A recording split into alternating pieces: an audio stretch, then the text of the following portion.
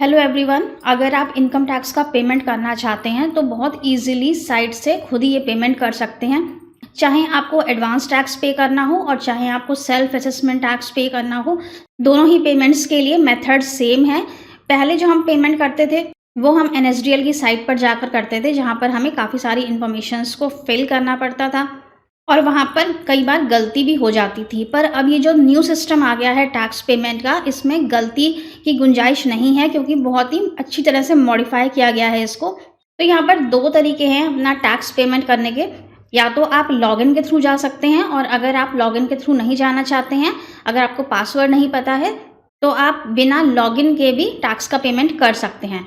तो देखिए, अगर आप बिना लॉगिन किए जाना चाहते हैं तो आपको यहाँ इनकम टैक्स पोर्टल पर आना है। यहाँ पर आपको क्विक लिंक्स में मिलेगा ई पे टैक्स, यहाँ पर क्लिक करेंगे तो ये इस तरह से यहाँ पर इंटरफेस आता है। यहाँ पर आपको अपना पैन नंबर देना है, यहाँ पर पैन नंबर को कंफर्म करना है और यहाँ पर आपको मोबाइल नंबर देना है जिस पर कि आप चाहते हैं कि आपका ओटीपी आए।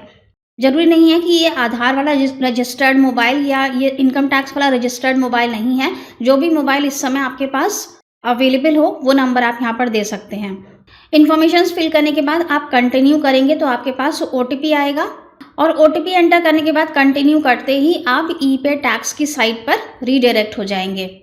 आगे का मेथड बिल्कुल सेम है जैसा कि अभी हम आपको लॉगिन करके दिखाएंगे। तो चलिए हम लोग पहले लॉगिन करते हैं, क्योंकि ये जो लॉगिन वाला मेथड है ये ज़्यादा सेफ है। यहाँ पर पैन नंबर भी आपको प्री फिल्ड मिल जाएगा, यहाँ पर ये ओटीपी वाला झंझट भी नहीं होगा। आप लॉगिन करके आसानी से ई पेमेंट कर सकते हैं अपने टैक्सेस का। तो चलिए लॉगिन कर लेते हैं। लॉगिन करने के बाद आपके पास इस तरह से डैशबोर्ड आता है। आपको यहाँ ऊपर ई फाइल में जाना है, यहाँ पर आपको मिलेगा ई पे टैक्स। अब इस तरह का इंटरफेस आता है। यहाँ पर आपके पास सेव्ड ड्राफ्ट का ऑप्शन है, जनरेटेड चालान है। अगर आपने कोई चालान बना के रखा हुआ है लेकिन आपने पेमेंट नहीं किया था, सीआरएन नंबर आपको जनरेट हो गया था, तो वो चालान आपको यहाँ पर दिख जाएगा और यहाँ से आप पेमेंट कर सकते हैं। आपको दोबारा से चालान बनाने की ज़रूरत नहीं पड़ेगी। लेकिन सीआरएन नंबर का एक टाइम होता है। अगर आपका सीआरएन नंबर एक्सपायर्ड हो चुका है तो फिर आप यहाँ से पेमेंट नहीं कर पाएंगे, तो आपको दोबारा से चालान जनरेट करना पड़ेगा।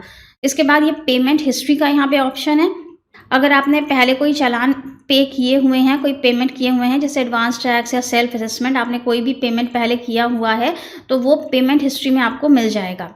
टैक्स का पेमेंट करने के बाद अगर आप चालान को डाउनलोड करना भूल गए हैं तो वो भी आपको यहाँ से मिल जाएगा। यहाँ से आप डाउनलोड कर सकते हैं और उसमें बीएसआर कोड और चालान नंबर क्या है वो आपको यहाँ से मिल जाएगा। इसके बाद हमें पेमेंट करना है टैक्सेस का, तो हम ये यहाँ पे साइड में हमें बॉक्स दिख रहा है, न्यू पेमेंट लिखा हुआ है, यहाँ पर क्लिक करेंगे।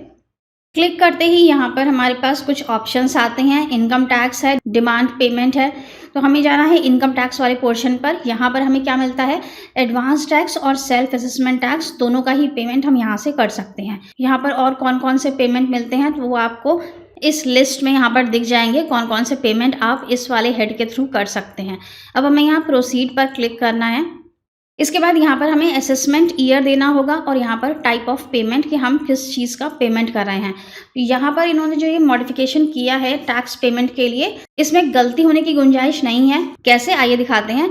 देखिए, यहाँ पर आपने असेसमेंट ईयर सेलेक्ट किया 23-24 हमारा करंट असेसमेंट ईयर चल रहा है, जिसकी की आईटीआर फाइलिंग हम इस समय कर रहे हैं और इसकी लास्ट डेट होगी 31 जुलाई।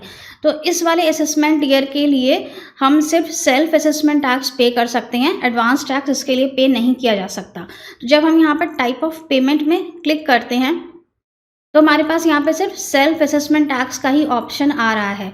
यहाँ पे आप नीचे स्क्रॉल करेंगे तो आपको कहीं भी एडवांस टैक्स का ऑप्शन नहीं दिखेगा। अब लास्ट ईयर्स में गलती क्या होती थी कि लोग यहाँ पे असेसमेंट ईयर 23-24 ले लेते थे और गलती से यहाँ पर असेसमेंट ईयर की जगह एडवांस टैक्स पे कर देते थे, तो वो गलत हो जाता था, रॉन्ग हेड में चला जाता था और फिर उन्हें दोबारा से यहाँ पर सेल्फ असेसमेंट टैक्स चूज़ करके पेमेंट करना पड़ता था।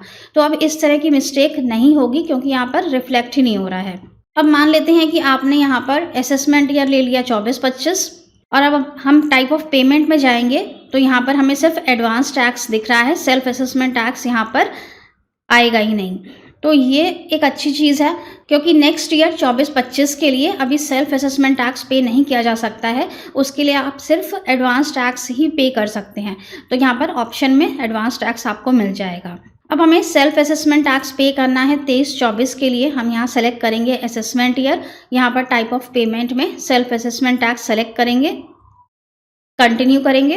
अब यहाँ पर हमें जो भी टैक्स पे करना है उसका अमाउंट हम यहाँ पर दे देते हैं। मान लेते हैं कि हमें 3000 का टैक्स यहाँ पर पे करना है। यहाँ टोटल में 3000 आ जाएगा, कंटिन्यू करेंगे। अब यहाँ पर हमारे पास पेमेंट के लिए ये इतने सारे ऑप्शंस आ जाते हैं।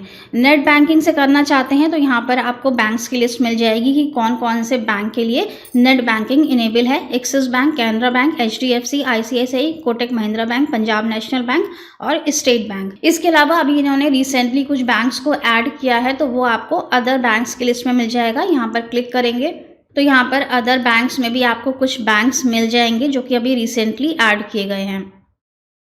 काफ़ी सारे बैंक्स हैं यहाँ पर। इसके बाद अगर आप नेट बैंकिंग के थ्रू नहीं जाना चाहते हैं तो आप यहाँ डेबिट कार्ड से कर सकते हैं। डेबिट कार्ड के लिए भी आपके पास यहाँ पे 5 ऑप्शंस हैं, Canara bank, ICICI, Indian bank, PNB और स्टेट बैंक ऑफ इंडिया। फिर है पे एट बैंक काउंटर। जो लोग भी कैश में पेमेंट करना चाहते हैं वो इसके थ्रू जा सकते हैं। RTGS एंड NEFT है। इसके बाद है पेमेंट गेटवे, यहाँ पे क्लिक करेंगे तो यहाँ पर आपको 5 बैंक्स मिल रहे हैं। ये HDFC अभी रिसेंटली ऐड किया गया है। पेमेंट गेटवे के थ्रू जाते हैं तो यहाँ पर आपको काफ़ी सारे ऑप्शंस मिलेंगे। आप UPI के थ्रू पेमेंट कर सकते हैं, नेट बैंकिंग से कर सकते हैं, डेबिट कार्ड से कर सकते हैं, किसी भी वॉलेट या UPI से कर सकते हैं, जैसे पेटीएम हो गया, गूगल पे है, फ़ोन पे है। तो जैसे कि हम यहाँ पर HDFC बैंक को सेलेक्ट करते हैं और नीचे कंटिन्यू करते हैं और ये जो हमारा चालान है इसे भी हम यहाँ पर पे नाउ का ऑप्शन आ रहा है, पे नाउ करते हैं। यहाँ पर आपके पास एक टर्म्स एंड कंडीशंस का फॉर्म आएगा, यहाँ अग्री पे क्लिक करना है और सबमिट टू बैंक।